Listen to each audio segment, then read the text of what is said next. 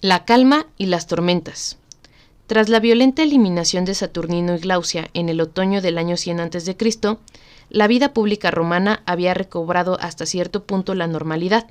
La reputación de Mario se había visto menoscabada por su anterior asociación con ambos individuos, pese a haber sido quien dirigiera las fuerzas de la República contra ellos. Había rumores de que se había sentido tentado de unirse a Saturnino. Una de las historias más descabelladas afirmaba que la noche antes de la confrontación final había recibido al mismo tiempo a los dos líderes radicales y a una subdelegación del Senado en su casa. Supuestamente, Mario había fingido un ataque de diarrea agudo y utilizado ese pretexto para escabullirse en la habitación donde se entrevistaba con uno de ellos cada vez que quería hablar con el otro. No obstante, aparte de su cuestionable actuación en este asunto, Mario simplemente carecía de habilidad suficiente en el juego geopolítico para sacar el máximo partido de su fortuna y de su gloria militar. El trabajo diario de recibir amigos y asociados, de hacer favores a tantas personas como fuera posible para que quedaran obligados ante él sin hacerles sentir inferiores, consumía gran parte del tiempo de un senador. Pero no eran cosas en las que Mario destacara. Plutarco nos cuenta que eran pocos los que buscaban su asistencia, ni aun después de construir una casa nueva cerca del foro y haber declarado que los visitantes no tendrían que caminar demasiado para verle. No sabemos cuánto contacto tuvo el joven César con su famoso tío durante la década de los 90 a.C., pero no debió de aprender mucho de él sobre cómo obtener influencia en el Senado. La legislación de los Gracos y de Saturnino había despertado una notable oposición, pero, al final, el temor al poder e influencia de los tribunos radicales podía llegar a alcanzar merced a sus acciones fue el factor decisivo que provocó sus violentas muertes. En última instancia, la mayoría de la élite romana prefería permitir que algunos de los principales problemas a los que se enfrentaba la República quedaran sin resolver antes que ver otro hacerse con el mérito de haberlos solucionado. Sin embargo, los temas seguían ahí, muchos de ellos relacionados con cuestión fundamental de quién debería beneficiarse de las ganancias del imperio. Si un magistrado proponía una nueva distribución de la tierra, ofrecer trigo subvencionado por el Estado a los pobres de la ciudad o ampliar el papel público como jueces de la orden ecuestre, podía contar con encontrar apoyo inmediato, y el éxito de los tribunos radicales de las pasadas décadas lo demostraba con claridad, pero del mismo modo su brutal muerte mostraba lo difícil que era mantener a largo plazo la popularidad entre grupos de intereses tan dispares. Un grupo cuyo favor ofrecía menos ventajas inmediatas a un senador era los aliados italianos Ossochi. Tiberio Graco se había granjeado la hostilidad de la aristocracia italiana con su ley sobre la tierra, debido a que muchos de ellos poseían grandes franjas de Ager Publicus. De manera directa, no disfrutaban de ningún poder en Roma, pero lograron influir sobre algunos senadores importantes para que se opusieran al tribuno. Cayo Graco había tratado de ganarse a los italianos otorgándoles la ciudadanía romana, pero en el proceso había perdido el apoyo de muchos de sus adeptos romanos. A la élite romana no le gustaba la idea de que los acaudalados entre los nuevos ciudadanos se sumaran a la competición por los cargos públicos, mientras que los más pobres, en especial los que habitaban en la urbe, temían que multitudes de italianos inundaran los juegos y los entrenamientos y redujera el valor de sus votos en las asambleas. Al parecer, el fracaso de la legislación de Cayo acentuó la insatisfacción existente entre los aliados italianos de Roma. Estas comunidades suministraban al menos la mitad de los soldados que conformaban el ejército romano, y es posible que el porcentaje se hubiera elevado aún más en los últimos tiempos, y sufrían bajas de manera proporcional, pero en aquella época no parece que compartieran el botín de la expansión en el mismo grado que los romanos. El arrogante comportamiento de los magistrados romanos en sus tratos con los Ochi constituía otra fuente de resentimiento. En el año 125 a.C., la colonia de Fregelae, que poseía Ius Lati y por tanto disfrutaba de ciertos privilegios en comparación con otras zonas, se había rebelado contra Roma, y la sublevación había sido reprimida con gran brutalidad. Por lo visto, muchos italianos llegaron a la conclusión de que solo cuando alcanzaran la plena ciudadanía romana les resultaría más aceptable la hegemonía de Roma. Algunos partieron hacia Roma y, de algún modo, lograron ser inscritos como ciudadanos, pero durante los primeros años del siglo I, una serie de censores especialmente estrictos se esforzaron al máximo para eliminar los nombres de aquellos a los que no les correspondía por derecho obtener la ciudadanía romana. En el año 91 a.C., el tribuno Marco Livio Druso volvió a abogar por otorgar la ciudadanía a los aliados. Era el elemento central de una serie de reformas que recordaban mucho a la de los Gracos, lo cual no dejaba de ser una ironía porque el padre de Druso había sido uno de los principales oponentes de Cayo. Como los hermanos Graco, Druso provenía de una familia rica e influyente, lo que permitía proponer leyes más audaces, pero a la vez acrecentaba el recelo respecto a sus ambiciones a largo plazo. El tribuno se enfrentaba a una considerable oposición, sobre todo hacia su plan de ampliar el derecho al voto. No obstante, antes de que la ley de ciudadanía pudiera ser votada ante la asamblea, un desconocido asestó a Druso una puñalada mortal con un cuchillo para trabajar el cuero cuando recibía a algunos visitantes habituales en el atrio de su casa. Nunca se ha llegado a establecer la identidad del asesino, pero era evidente que la ley ya no se aprobaría. Un alto número de nobles italianos, algunos de los cuales habían mantenido una estrecha asociación con Druso, resolvieron de inmediato hacerse cargo ellos mismos del asunto.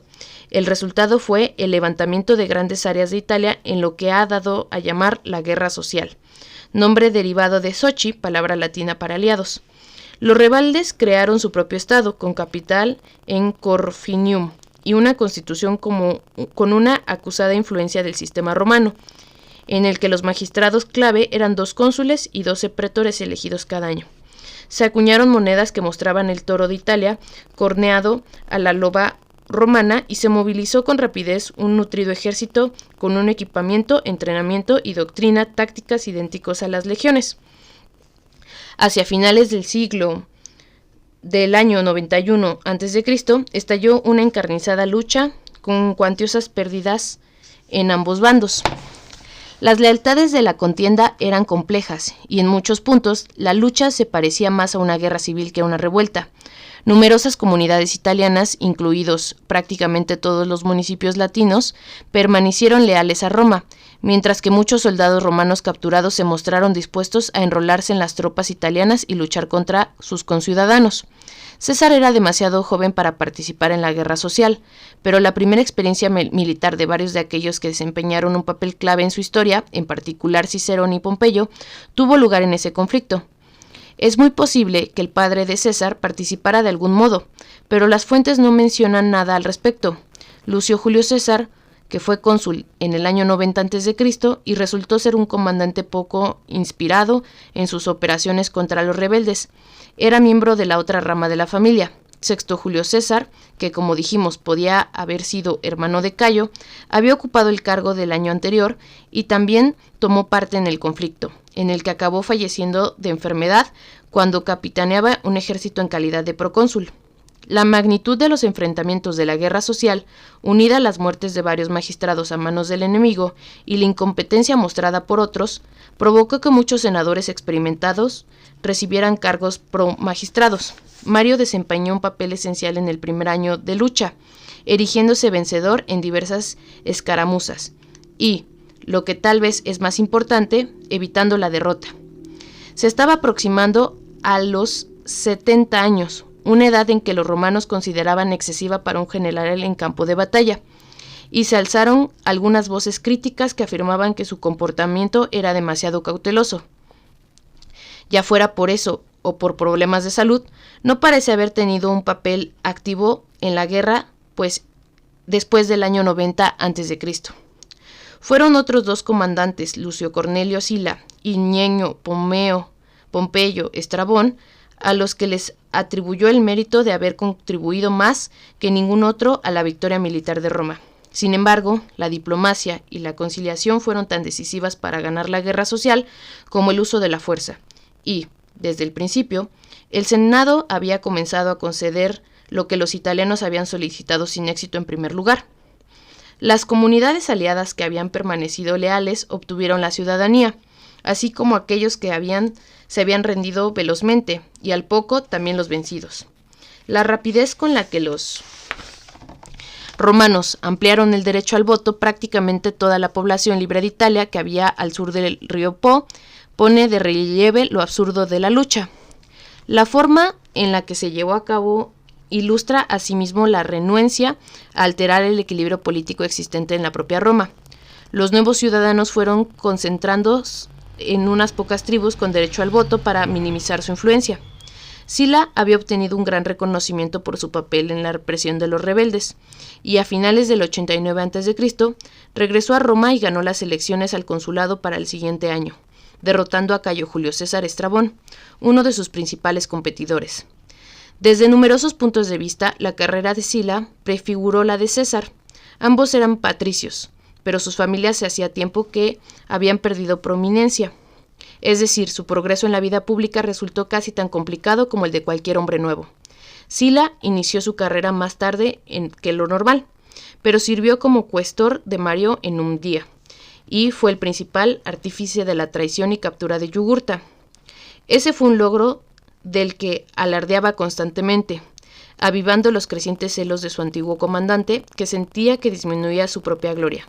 Aunque durante la guerra con los cimbros Sila sirvió al principio las órdenes de Mario, pronto se trasladó al ejército de su colega consular y al parecer a partir de entonces las relaciones entre los dos nunca volvieron a ser cordiales. Cuando era cónsul en el año 88 a.C., el senador adjudicó a Sila el mando de la guerra contra el rey Minitrades VI de Ponto. Mitridates reinaba en uno de los reinos helenísticos orientales, cuyo poder había aumentado con la decadencia de Macedonia y los seleucidas. Mientras los romanos estaban ocupados combatiendo en Italia, el rey había invadido la provincia romana de Asia y ordenado la masacre de todos los romanos e italianos de la región. Tras ese triunfo, invadió Grecia. Para Sila, esta misión era una excelente oportunidad para hacer campaña entre las famosas y extremadamente ricas ciudades de Oriente, y comenzó a formar un ejército para el que no faltaron reclutas, porque las guerras en este eran famosas por sus sencillas batallas y fructífero saqueo. En circunstancias ordinarias, Sila habría ido a la guerra y habría hecho todo lo posible para añadir nuevo lustre al nombre de su familia. Pero un tribuno llamado Sulpicio aprobó un proyecto de ley en la asamblea que daba a Mario el mando en Oriente en vez de Sila. Era una ley de una serie de leyes en las que se intentaba seguir el camino marcado por los Gracos y Saturnino, utilizando el tribunado para introducir un radical programa de reformas.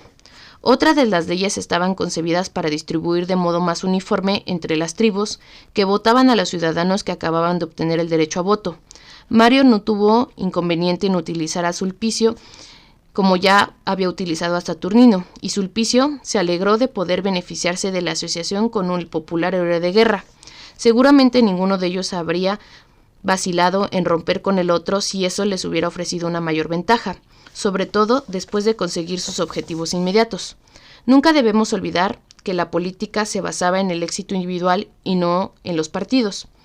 Por el momento era obvio que Mario había decidido que necesitaba volver a pelear para recuperar la admiración de la que había gozado después de la derrota de Yugurta y los bárbaros del norte. Sulpicio, un tribuno con notable influencia en la asamblea, podía brindarle la oportunidad de luchar en otra guerra. Mario tenía 69 años y no había ocupado una magistratura por votación desde el año 100 a.C., mientras que el historial de Sila ponía de manifiesto su competencia, por lo que no había motivo para que se produjera esa alteración de los métodos tradicionales de asignar misiones. No obstante, los gracos habían confirmado que la Asamblea Popular podía legislar sobre cualquier asunto. La simpatía y los precedentes apoyaban la causa de Sila, pero técnicamente no había nada ilegal en el procedimiento de Sulpicio, que éste respaldó con ataques de bandas violentas hasta que el punto de que una historia mantenía que Sila escapó con vida solo porque se refugió en casa de Mario. Sila había sido tratado en forma injusta. Su dignitas como aristócrata, senador y cónsul se había visto severamente menoscabada. Aunque su resentimiento era comprensible, su reacción fue asombrosa y terrible. Abandonó Roma.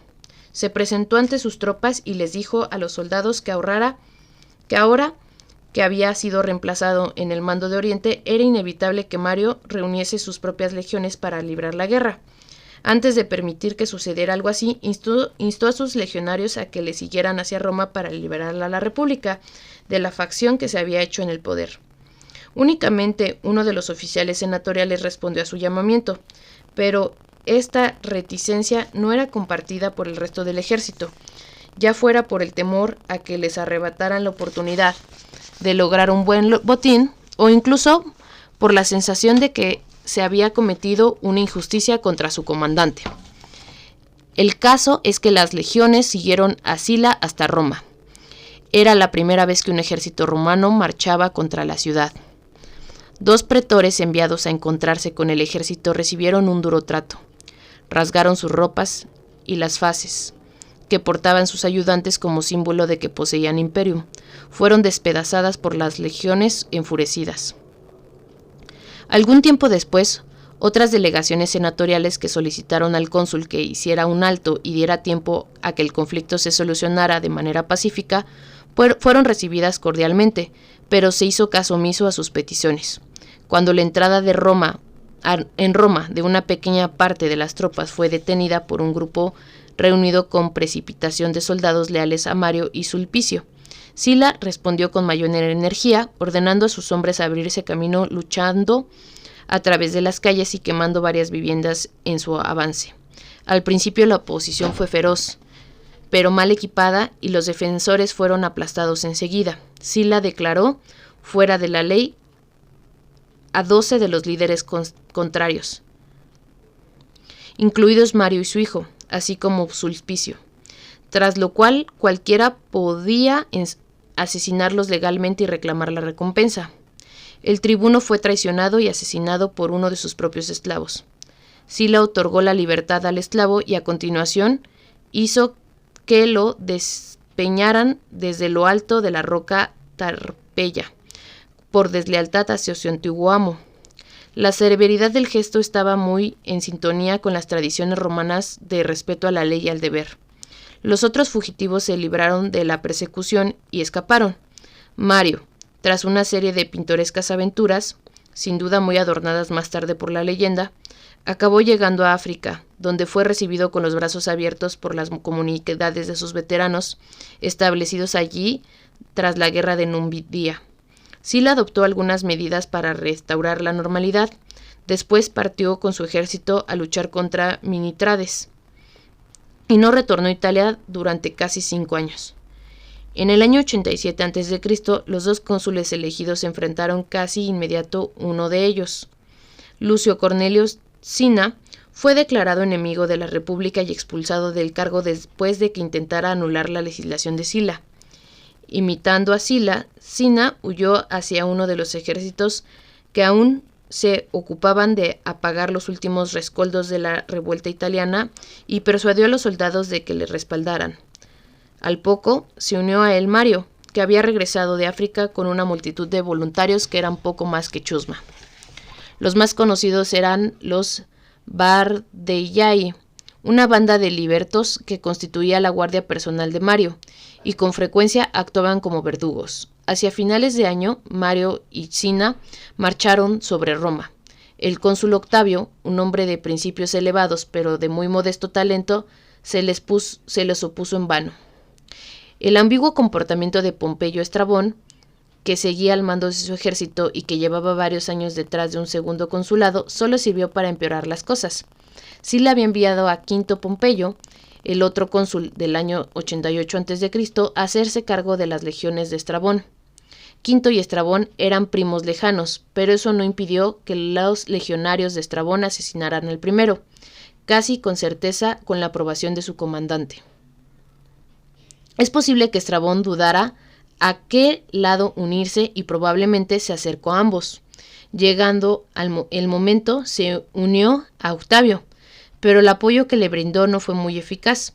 y sus fuerzas resultaron derrotadas. Estrabón murió poco después, quizá de enfermedad o posiblemente tras ser alcanzado por un rayo. Octavio se negó a huir cuando el enemigo entró en la ciudad y fue asesinado mientras ocupaba su puesto de cónsul en la colina de Yanicolo. Su cabeza cortada fue entregada a Cinna, que ordenó que le sujetaran el rostro en el foro. Y pronto se le sumaron las cabezas de otros senadores.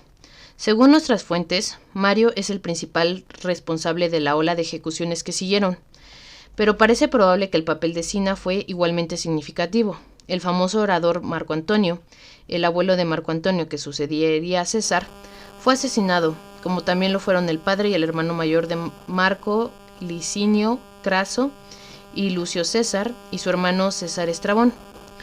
Unos cuantos hombres fueron juzgados en procesos simulados, pero la mayor parte acabaron asesinados sin más al ser capturados. La casa de Sila fue reducida a cenizas en un importante gesto simbólico, puesto que la residencia de un senador no era solo la localización de muchas actividades políticas, sino asimismo un signo visible de su importancia. Los secuaces de Mario y Cinna buscaron a su esposa y familia, pero lograron evitar la captura y se unieron a él más adelante en Grecia. Si el ataque de Sila a Roma había sido terrible, la brutalidad de esta segunda ocupación fue mucho peor. Mario y Cinna fueron elegidos cónsules para el año 86 a.C., pero el primero falleció súbitamente unas pocas semanas después de asumir su cargo. Tenía 70 años. La participación del padre de César en estos hechos, si es que se produjo, se desconoce.